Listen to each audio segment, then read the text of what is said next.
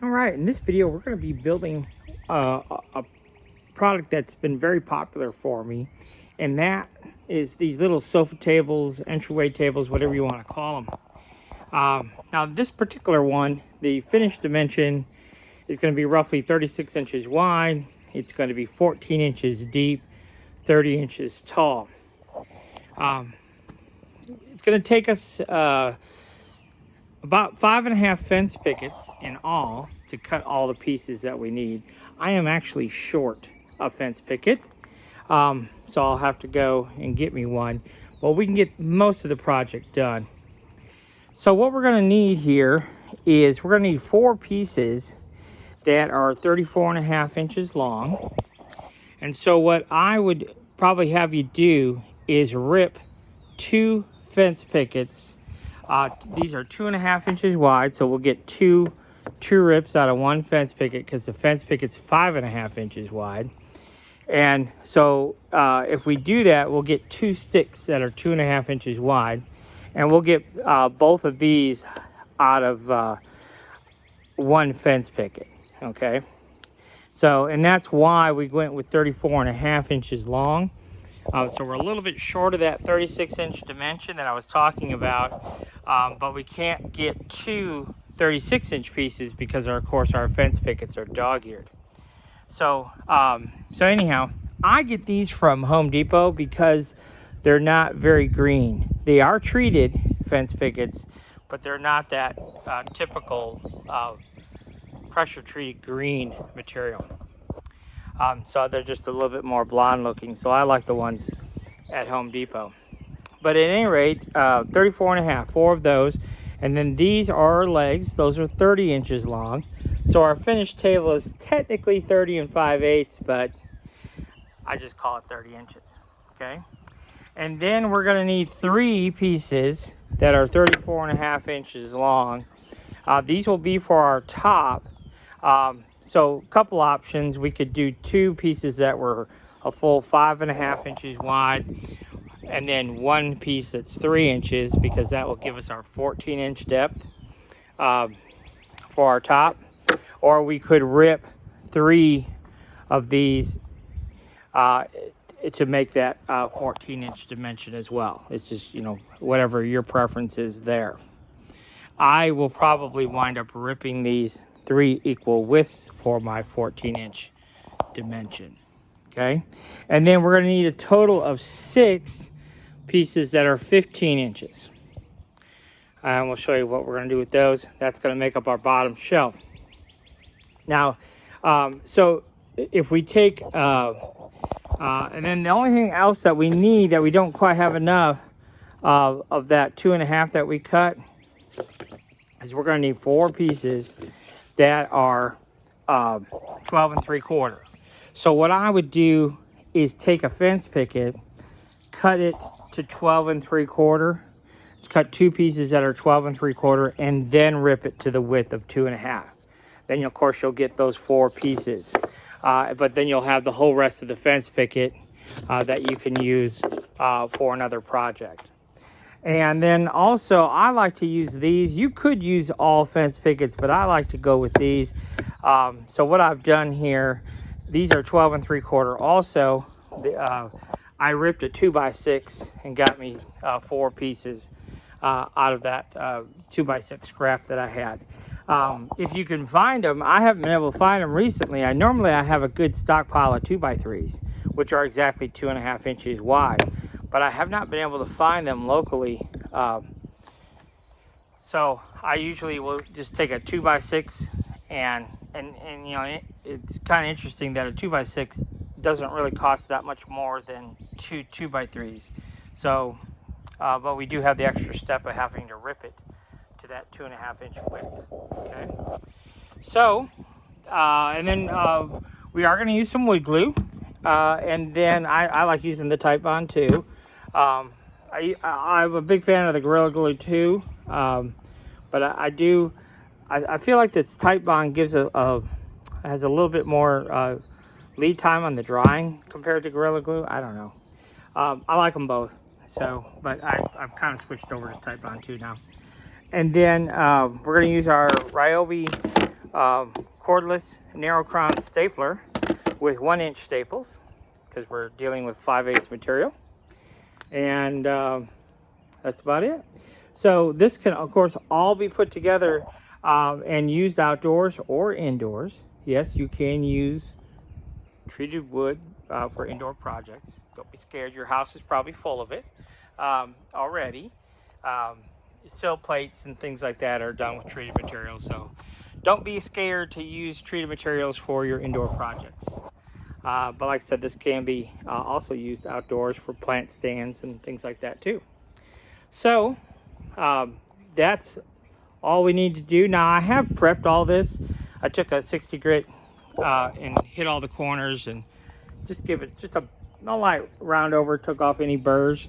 And so now we're ready for assembly. And assembly on this is really, really simple. Like, you can probably put this whole table together in less than 30 minutes. Once you've done one, it's a really simple project. So it's a great project to sell because it's inexpensive. You know, all in, you're talking less than $15 to build it. So it's pretty inexpensive, and it can be used indoors or out, so they're really easy sellers. So with that said, let's go ahead and take a look at how we put it together. All right, so you can see here we're flush up top here, and we're flush on the ends. Our 12 3/4 inch pieces, couple of staples. I did use a dab of wood glue at the corners as well. And the same thing down here, that was our 6-inch line. So that's gonna go to the bottom of that 6-inch line. Couple of staples, a dab of glue. And then what I did is I just flipped it over and put in a couple of more staples just for fun on the back side, okay? So we need 2 of those just like that. So I'll go ahead and assemble the other one. All right, so what I had to do was, it got a little bit breezy off camera. I wanted to show you this a little bit. So we put a little dab of glue on this one and put a little dab of glue on this one. And I just used this one just to kind of hold up this end while I tack this side, okay? And then I'll slide this down and tack it over here.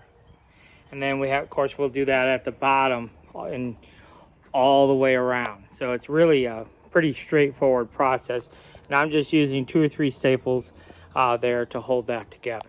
Okay, so I'll go ahead and do that, and then we'll take a look at where we're at. All right, so we have those pieces in place. You can see, obviously that's a really easy construction process. So we just use three staples there. So really simple. So we have this kind of band going all the way around the table. So now what we're gonna do is we're gonna put these in place in between.